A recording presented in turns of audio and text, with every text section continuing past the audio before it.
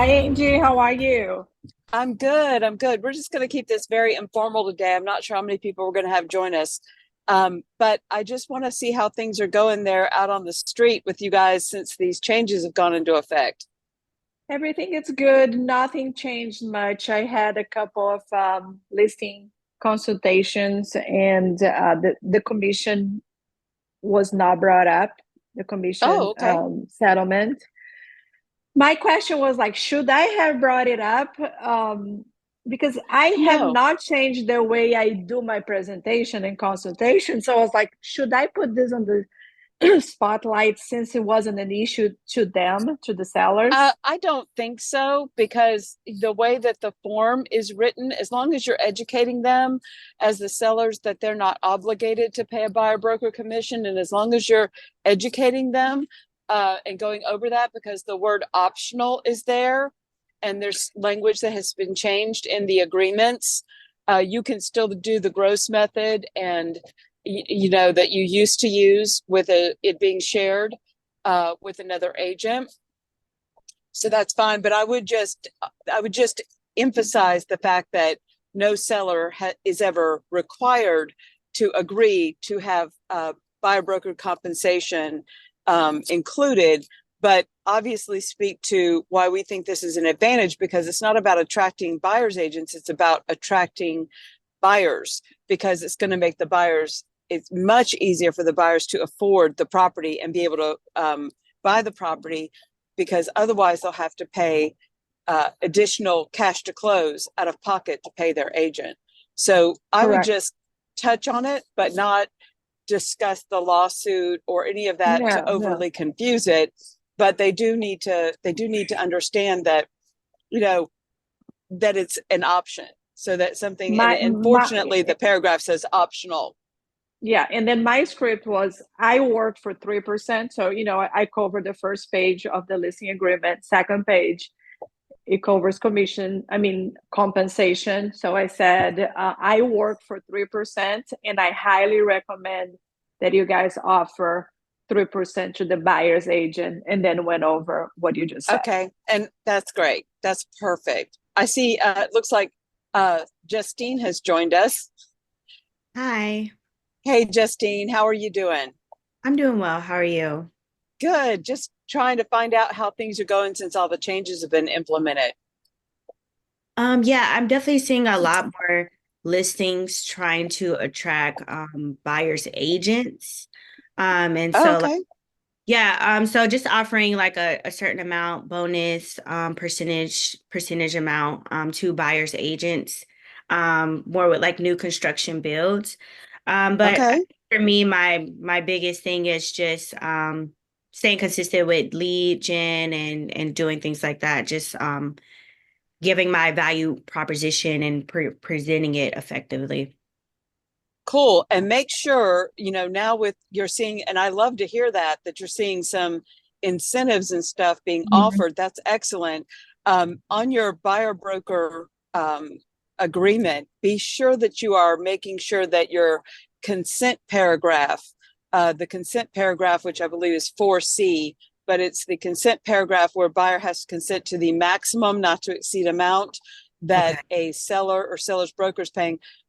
Explain to the buyer that that's an unknown amount when you're signing that buyer brokerage agreement, and you're going to put a higher amount in that blank than you actually think you would probably be offered by a seller or a Hmm. seller's broker. So I recommend at least 4.5%, and Okay. that mathematically will should cover a buyer broker commission being offered plus any bonus. So if you did the math, it would calculate to at least enough to cover it, because that buyer consent paragraph is very, very important.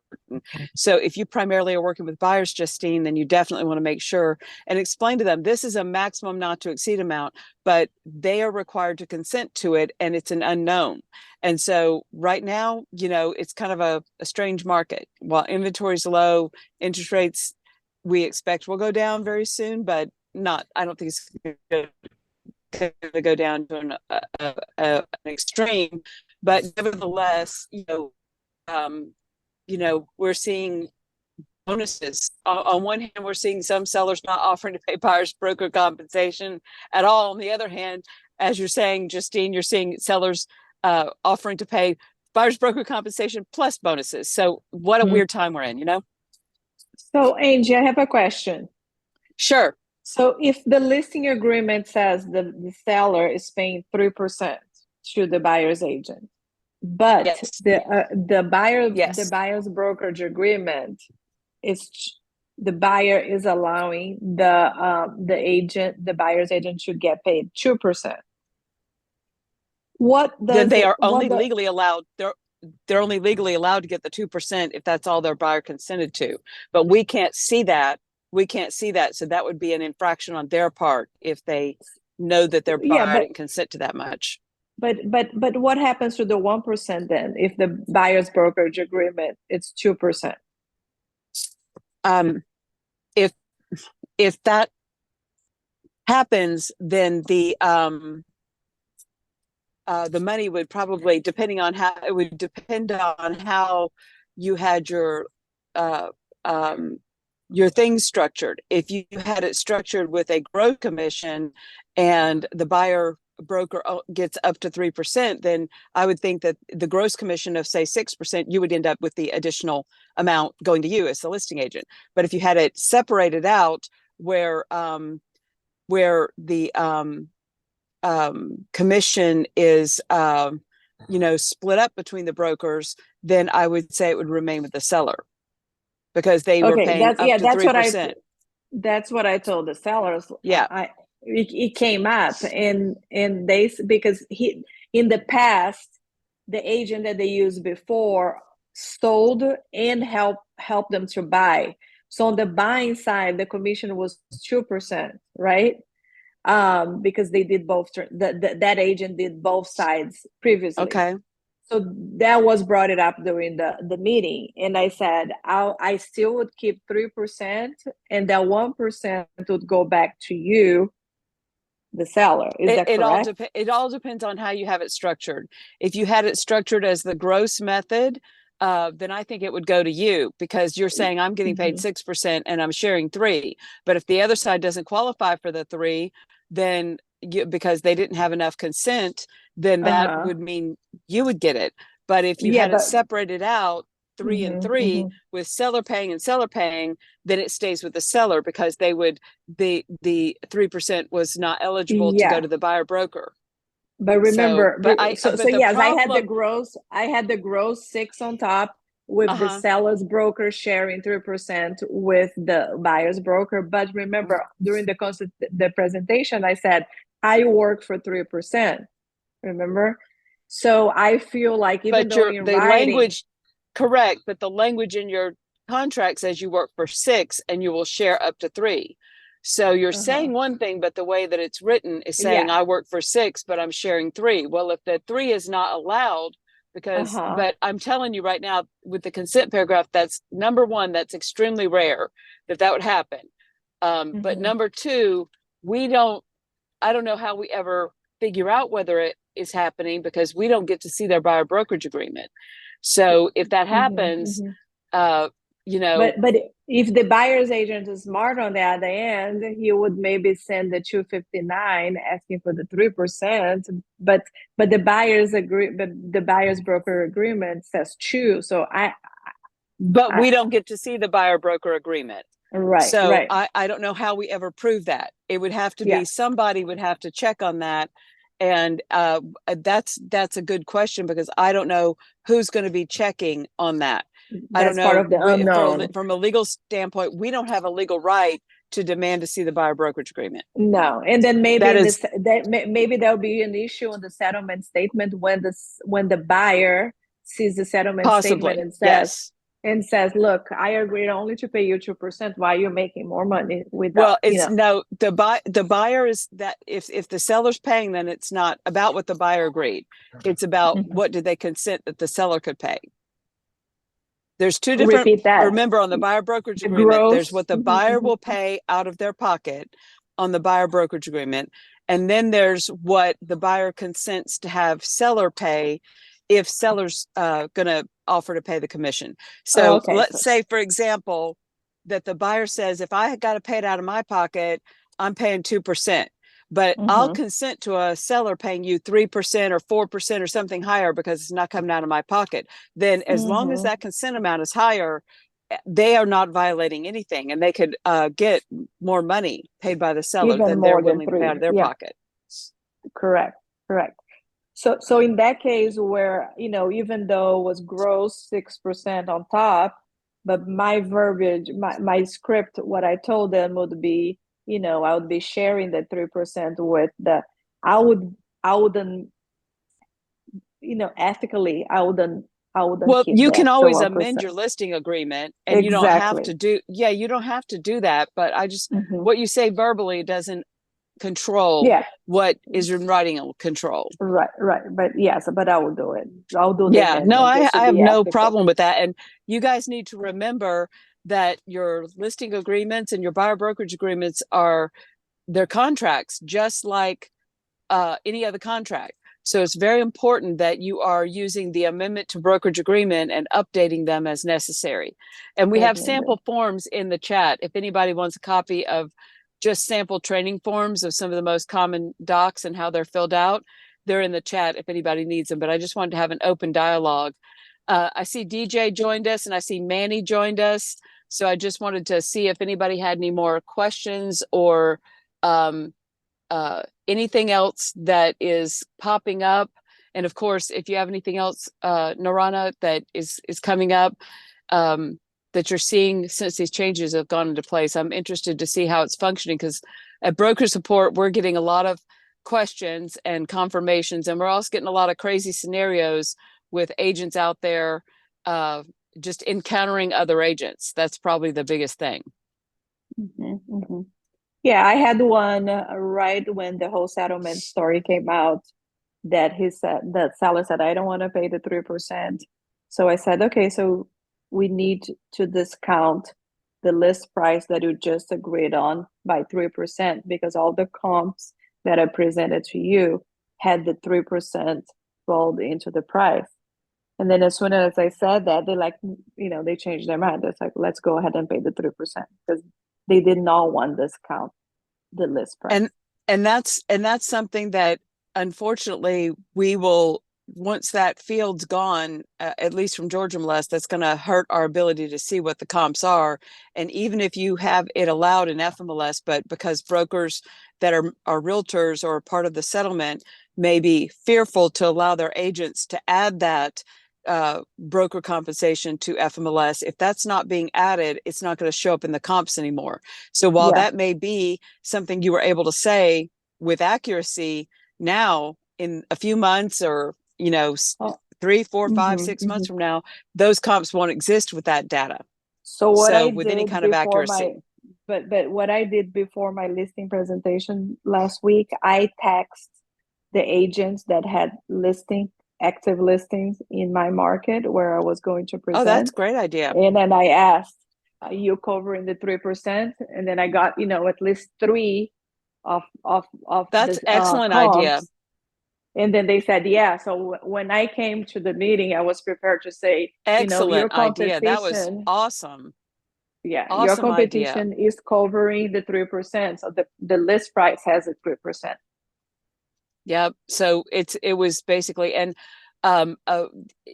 there's also, I think, going to become a trend where we're going to need to share the completed instructions to closing attorney with lenders and also with appraisers, because the appraisers now are, even though they can't consider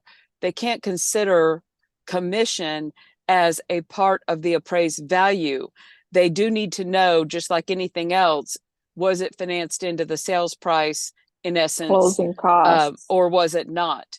Because that's going to become an issue. So just be prepared that the best form for that is the instructions to closing attorney. And that's going to be something we're going to need to get as we move forward. We're going to need to get that to lenders, not just the closing attorney, but to lenders, and lenders are going to need to share it with appraisers.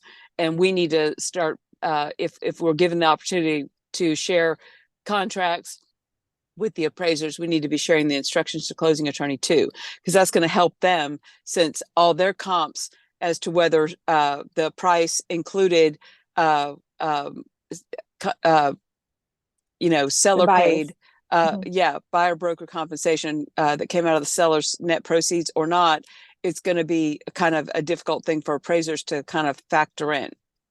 Even though it doesn't have anything to do with the value, it lets them know, was there gravy financed in on top of this? Do we need to consider that this one was bare bones and, didn't have anything but the house factored into that price, but this one had, compensation factored in. So just nothing we need to stress out about, just understanding that we just need to be ready, willing, and able to share with lenders, closing attorneys, and appraisers the completed signed instructions to closing attorney, which really accurately breaks it down. Correct. Manny, what are you seeing out there coming from your office? Oh, hit the wrong button. I think a lot of just just reassuring of the process. Haven't heard of any crazy yet. I know we'll have you at team meeting, and that's kind of what I have for you is to can you give us some top of like what you're seeing, any outliers, but right now I think things are moving a little they're going good, because I think we've put a lot of training out there to prepare. But there's a lot. I think even Naruna's, the example you brought up, there's just so many one-offs right now. There's no blanket answer. That's the hard part. And I know that's getting frustrated for a lot of y'all agents out there.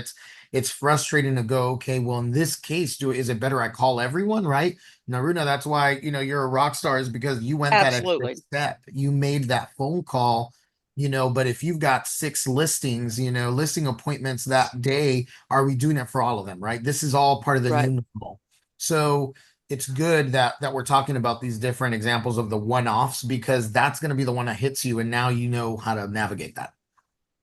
That's great. Yeah, and it's just going to be it's going to be an evolution, and we're all adjusting as we learn new ways to navigate, and we're all figuring it out. Had a couple things pop up with leases, and the fact that in the GAR forms, leasing compensation is still referred to as commission, and lease compensation was not included as a part of any of the settlement issues. However, the thought process is from the GAR legal counsel is that it will likely be handled and treated pretty much the same way moving forward, bit by bit, gradually handled the same way. But as far as lease compensation, that was not a part of any of these lawsuits. So it was not technically a part of any of the new requirements. So that's just a little FYI for you guys. And I see DJ's hand is up. Yes. I just had a few questions on the 259. I went to your training, and I'm pretty sure I understand how this is used. Basically, in the scenario where you didn't get a 258 before you showed the property, or you're revising the, I guess compensation is the term we're using. My first question is, you also showed a special stip that could be used instead of 259. I would assume 259 is better because it has so much more verbiage with it. Yes. The 2 or 3 sentence special stip, which to me can't possibly be the same because it's not as long as this form is, correct? Yes. 259 is it's being overhauled. You'll see a revised version of it in January. Okay. It'll only have the buyer broker compensation. It will not have the seller broker compensation in it. But 259 does have additional language. The most important is the fact that it specifically says the parties, buyer and seller, cannot alter the amount of the agreed upon commission in the F259 exhibit that's a part of the purchase and sale by doing an amendment without the express written consent of the broker or the broker's agent. That language is not in the special stip 622, which is the one that I also showed you guys as an alternative, which you could always use to ask for buyer broker compensation. The main thing with the 259 and the way that it's structured right now is the filling in the blanks. So at the top, let's say you did the gross method. At the top, you're putting the top of buyer broker compensation. Let's just say it's 3%. And if you did the gross method, which is what Narana was talking about, it would be paid by seller's broker because it's a gross being shared. Then in the bottom left, you'd put the gross amount. Let's just say it's 6% paid by seller. So seller pays gross amount. You go from backwards like a Z. Seller pays gross amount of 6% to seller's broker, or seller pays seller's broker 6%, and then seller's broker pays 3% to buyer's broker. So it's confusing the way it's formatted, and it will be formatted with just buyer broker compensation come January. It's already been approved, but you won't see it until January. So it's basically backwards when you compare to instructions. It is upside down and backwards. Upside down. Yep. Okay. Yeah. So Okay. you got to put the 6%. You got to put the buyer broker in as the lower amount paid if it's gross, paid by, seller's broker, and then the seller's broker is getting 6% paid by seller. Because that's still the most common. Now there's some brokerages, like I know EXP is one of them, and some brokerages for liability reasons are going to the separate pay method, and they're doing blank percent to their brokerage and blank percent to the buyer brokerage in the way they're formatting their listings, and they're making it a company policy. So again, that's something that you would have to find out from the listing agent. And if you are the listing agent on the receiving end of that, you've got to figure out if you receive it and it's filled out incorrectly, you just need to counter it correctly. Mm-hmm. Question on the special stip that's at the bottom of this. Is that required, and is that actually hard coded into the form? Because the buyer signs the page anyway. Yeah. It's not required. The special stip, are you talking about the one where it says buyer hereby consents? Yeah, the one at the bottom of the 259 that I added that because the language in that exhibit, in that write-up of the like A through G, it says that if the buyer did not consent to enough money in your buyer brokerage agreement, that whatever you've got in this exhibit, you only are capped at whatever the buyer agreed to in your buyer brokerage agreement in the consent paragraph. So I was suggesting to you guys that if you put in that special stip, that you would then cause that exhibit to override, and that way you'd be protected in the event that you had an inadequate amount in your buyer brokerage consent paragraph. Okay.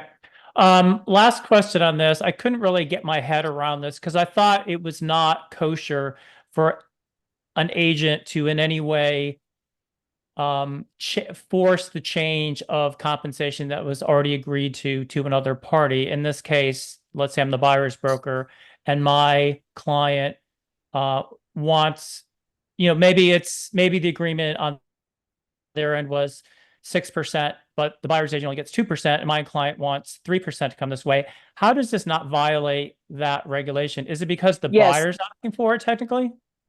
Because and that's again, it's not able to go binding without the other broker's consent. So it can't be forced upon them without their consent. But you are correct. There is a license law as well as ethics that says you cannot do anything. And there's a disclaimer.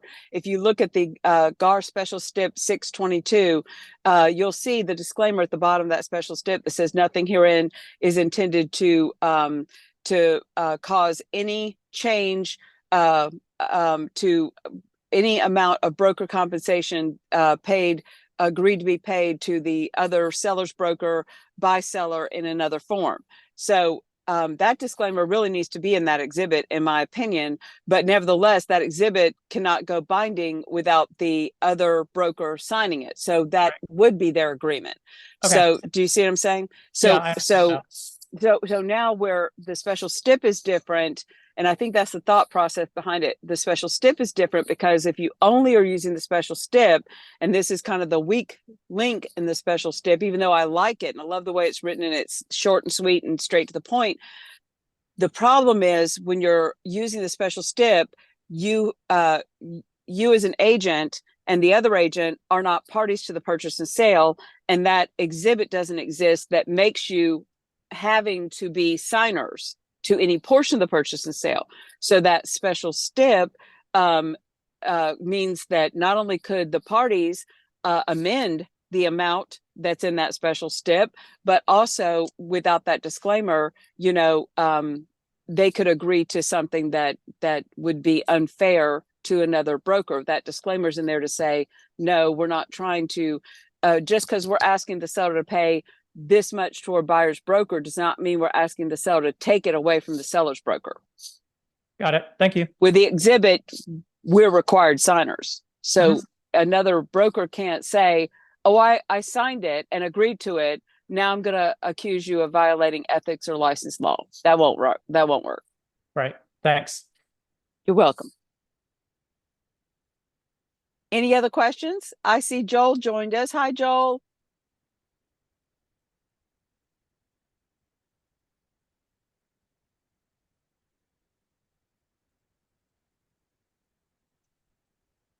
Okay, let's see who else is on here. Where did Joel go? Angie, I have a question for you. In Naruna's example. Sorry about that. It's Oh, real okay. quick, Hey, I'm Joel, sorry. how are you? I hit the wrong- Manny, can you hang on just a Oh second? yeah, for sure. Go ahead. Go ahead. Sorry about that. Fantastic. I hit the wrong button. I heard you. I was on mute and I hit the button on the left and I'm back. But it's Hey. thanks for giving us this information. My pleasure. What are you seeing out there, Joel? Anything crazy going on? So far I haven't seen anything crazy except everybody's seeing that the 3% is gone. So now you just got to make sure that you, like you said, I'm glad because I've been using the special step. So Yeah. I'm glad you said what you just said. So I'll make sure I start using the forms. The exhibit's got some more teeth to it. It does. Yeah. I love the special stip. Don't get me wrong. I love it, but the exhibit does have more teeth to it. And it's just a matter of filling the damn thing out correctly because it's confusing. It's who's on first, what's on second, what's on third. So, I mean, anytime you guys need any backing on how to fill any of these out, just text me, call, send an email to broker support because we will get back to you ASAP. And you always do. Thank you. Manny, did you have a question, dear? I actually was just reflecting on while we were kind of waiting for the connection to work. I was going to ask Naruna's example, right? If we flip that and we're representing the seller, is that, I mean, that's an interesting one because that's where we do control where we could see more value added to a deal, right? If you have the conversation with that seller and say, listen, you're offering 6, right? I will split this 3-3. But if you get caught in a contract, if you get caught with a buyer's agent that can only receive 2, that's where you get to make a decision, right? You can either help them and amend and all that. But wouldn't that be an opportunity to say, well, I had a conversation with my seller. If I am worth the 4% and I do 4% of this work, is that where that example can come into play where there's an opportunity for you to make 4% as opposed to this open that up? Yeah, I mean, I think that it's all about the way it's structured because we've got to remember that even though we get it stuck in our mind that we're making 3 and 3, well, you're making 3 and 3 if there's a buyer broker out there to share that 3. But if they don't exist, you're making 6. And if they exist but have a cap on what they're allowed to earn because they filled out their buyer brokerage agreement, in my opinion, incorrectly or inadequately or not understanding that they should have sold it to their buyer that, listen, you're not the one actually paying the commission here. It's being paid by somebody else. And that's an up to not to exceed amount. And so we're going to put a higher amount because it's not coming out of your pocket. And so to try and overcome that objection and hopefully, being able to do that. But in that case, it's already been agreed to. Yes, you could revisit that conversation. You could even put a special stip in anticipating that. I say that's actually probably not going to happen because most people in their consent paragraph, what we're seeing agents negotiate a lesser commission when the buyer has to pay out of their pocket, and then a higher, more generous amount when it is going to be allowed to be paid by the seller, in order to overcome buyer's objection to signing that agreement before they get out there and show property. And I have no problem with that. My argument would be, listen, if you're upset and now I've got to commit you to signing a buyer brokerage agreement or a customer agreement, money and agency are two different things. Then if you have to end up paying out of pocket, this is what you owe. You owe me, 5 chickens. And if the seller is offering to pay and willing to pay, and we can negotiate it, or whatever the case may be, you're willing to allow me to get up to this amount when it's coming out of the seller's pocket. And that amount is going to be higher than what you're committed to pay if it comes out of your pocket. Yeah. Does that make sense? Yeah. I just think I it's see an that interesting way of scenario looking at being, it. yeah. But I mean, we have to think that, because even though we think in our mind, well, I'm getting 3 and I'm getting 3. If you're using the gross method, that's not actually what you've said. You've said, Yeah. I'm getting 6. Exactly. And if a buyer broker exists, they'll get 3. But unless you stipulate something other than that, you're getting 6. Now, could you amend and give them a reduction? Of course. Yeah. Absolutely. Or be the kind person and also tell the other agent, listen, you've got to amend this with your buyer if you're going to get the full Right. 3. And that's where I'm not saying that's the where I would go. I just think it's interesting because you got to be thinking of what other more cutthroat agents might be doing, and that's a convo we're having. Oh, yes. This is going to up people's game, right? People are taking the classes, they're learning. So sadly, that could be out there, but also it's a choice that you have. But how you describe it to your seller could show them how responsible you are as well. So anyways, just Right. throwing it out there. There's opportunities in all this, I guess, is the Oh, point. absolutely. And we are all of us are still figuring out how best to navigate it. And, just figuring out, what's what. So, I mean, it's just going to keep us all on our toes. And in a way to me, I'm actually a little excited about it. A lot of the initial anxiety and everything is starting to wane. And I just look at it as those of us that are the true professionals in this business are just going to be able to further show our true value. Yeah. And from the TL, because I can't get the TL mentality out, for y'all that are out there for working on your profit share and your downline, this is the opportunity. If you're meeting agents that are sending you this very confused type document, or they don't know what they're doing, this is where you can find people that fit the culture of your office and say, listen, I've got this education. After the deal's closed, do you want to sit down and talk about it? Again, Absolutely. the profit share mentality for y'all is out there. Well, and you know what I've always said to agents over the years, 100% of nothing is nothing. And if you don't know what you're doing in this business, and you don't have true substantive support and true substantive training and ongoing support when you need it, and really good, solid training and support on a continuous basis, you are looking to earn 100% of nothing. And so that can't be emphasized enough. And a lot of agents are out there really struggling because they don't have that support, and they don't have that training, and they don't have somebody they can just text or call or email and immediately get, whatever they need. And we really try. I mean, I know we're not perfect, but we really, really do try to be there on the spot as quick as we possibly can. Does anybody have any more questions or anecdotes about what's going on since the changes? I know we've got Tom teaching Contracts 101 Part 4 at 1:00 on the same Zoom link. So you guys are welcome to join him. He'll be focusing on the ATAC and just all the different things you can ask for during due diligence, besides just repairs. And of course, terminating and things like that. Any more questions?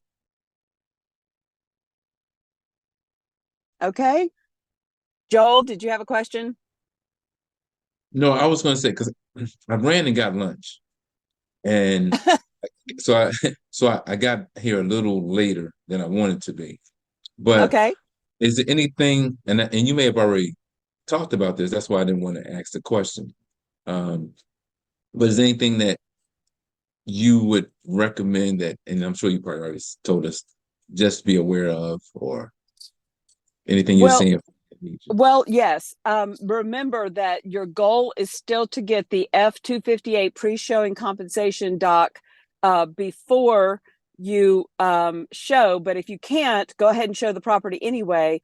And then where the rubber is going to meet the road is you either need that 258 pre-showing compensation doc with an agreeable amount in it in hand, signed, alive, meaning it hasn't expired, before you write the offer. That's when the rubber really meets the road. And if you don't have it, then that's when you use the F-259 exhibit in the offer, as long as that's what your buyer is directing you to do, and that's what the buyer wants you to do. So 258 is still our goal, and we always want to use the instructions to closing attorney at the end of the day. We don't want to rely on the 258 or the 259 to replace the instructions to closing attorney. That still needs to be used. And as a matter of fact, the exhibit that everybody, even some attorneys, were thinking was going to replace the instructions to closing attorney, the F-259 broker compensation, it will come January. It's not going to have the listing broker's compensation in it, only the buyer broker compensation. And the listing broker compensation will just be referenced in the listing agreement and then communicated on the instructions to closing attorney. So that instructions to closing attorney is not going anywhere, no matter what somebody's telling you. As a matter of fact, and that's what I was saying earlier, Joel, that we're going to need to share that instructions to closing attorney with not only the closing attorney, but the lenders and appraisers are going to want to now see those instructions to closing attorneys along with the contract. So just be prepared and don't hesitate to share the instructions to closing attorney. Okay. The other thing that you guys may have seen me send out a bulletin, it's in Circle. If you have an existing buyer brokerage agreement that was done before July 1st, when these new versions of the forms came out, that needs to be amended using the GAR F728 Amendment to Brokerage Agreement, and amended to add the consent language that the buyer hereby consents to the buyer broker receiving up to blank dollars. And it's in the slides. A sample of it's in the slides in the presentations that you can get there in the chat. Not to exceed a maximum amount of blank. Or you could just have them sign the new version of the buyer brokerage agreement. But that consent paragraph is the one thing that is non-existent and absolutely required for you to be eligible to be paid that co-op fee at closing. So if you had a deal that went binding and is closing anytime now, yet the buyer brokerage agreement was the old version, you have either got to A, amend it, or B, redo it. Because your consent language for the buyer consenting to you getting money from the seller does not exist. Angie, say that again. I'm sorry. Okay, so in our new buyer brokerage agreement that came out in July, there is the NAR settlement required consent paragraph that says that not only does the buyer have to agree to what they will pay you if they have to end up paying the commission out of pocket, but they have to consent to how much you can receive from a seller, a maximum not to exceed amount. That consent language is brand new, but the change requiring that consent language to be signed by the buyer is something that just went into effect on the 17th. However, if you have an old buyer brokerage agreement that you've been working under with your buyer, it does not have it. If the buyer brokerage agreement was signed before July 1st, it does not have that consent language. So you need to look in the copy of the PowerPoint that I've attached, and it's in the chat. You can get a copy of the slides, and you'll see an amendment to brokerage agreement where you can use an amendment to add that consent language. Buyer hereby consents to buyer's broker receiving compensation from seller at a maximum not to exceed amount of blank. Gotta have it. That's the one thing of all these changes that just went into effect that the new forms absolutely have in them that is absent from your old forms that is now an absolute requirement. And so that's the one thing that if you have the old buyer brokerage agreement signed prior to July 1st, it's got to be updated. Okay, so that doesn't grandfather you in to It use does the. not grandfather you in. Okay. Gotcha. And I've That's got you a good to know. sample of the amendment to the amendment to brokerage agreement. It's a F728. It's a multi-purpose amendment that will amend any kind of brokerage agreement, listing agreement, buyer brokerage agreement, any kind of amendment. And I recommend you use that one. You could even use it to extend your brokerage agreement as well. But you can also have them just sign the new version of the buyer brokerage agreement. Either would work. Question. Yes. The instructions to close. Is it possible, if I'm a listing agent, that I fill it out prior to and I upload it along with my seller's property disclosure, association? You can't load it to MLS. Okay. I have no problem with you filling that out ahead of time, but you cannot upload it to the MLS. And I still want you, what I would prefer you do, and the best practice, Joel, is to do the F258 and get that out there, as kind of like instead of the instructions to closing attorney, because anything could change on that instructions to closing attorney in the negotiations. You don't know. I mean, anything could change. So my advice would be, instead of using the instructions to closing attorney right out of the gate, I would use the F258 pre-showing compensation, but you cannot upload any of these things to the docs in Georgia MLS. And I don't think you're allowed to upload them in FMLS, but even if you are, I know that we as a company don't want you uploading them in FMLS right now, because we are still very cautious about advertising in the MLS because of the NAR settlement. Even though FMLS is not a part of the settlement and they're not a realtor, we are realtors. And so we're a little nervous about that. And so we would rather you just put in, zero compensation. And then we would rather you say, hey, contact listing agent for more information and to request the F258 or to get the whatever form. I think Tom sent a memo out about that earlier last week. Recording in progress. I know Tom's getting ready to start class in a minute. Do I have any more questions?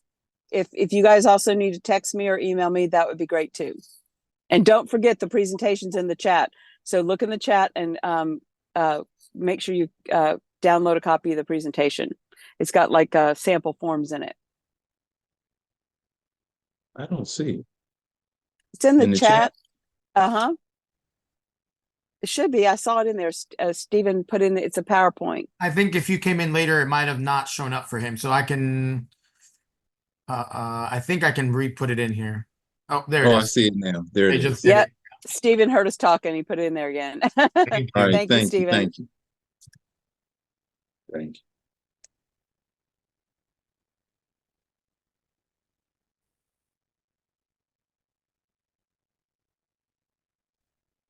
I appreciate you guys joining us today.